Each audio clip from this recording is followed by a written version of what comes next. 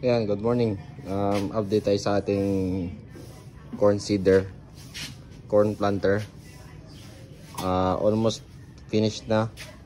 Ang kulang na lang nito ay yung handle. So dito lang muna siya ngayon pansamantala para sa kanyang ano.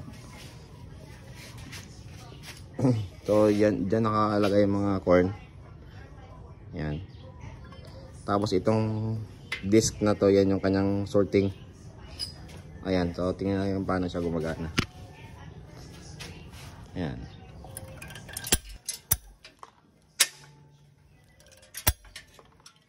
Yung nakakakuha ng mais na pa isa-isa. Accuracy mga 9 out of 10. Minsan walang laman. Pero 9 out of 10 pwede na. Pero baka i-revive pa natin yung kanyang ano. Ayan, so dito naman siya sa planting mechanism. May lever yan siya ito. Now, pag ang lever once na mag-pass dito, mag-open siya. Parang ganyan, no? O-open siya dyan, malalaglag yung corn sa ilalim.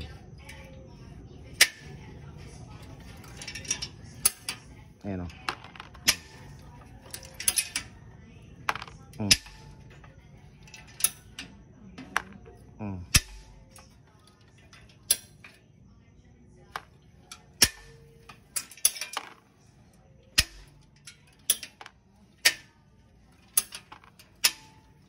Ayan siya.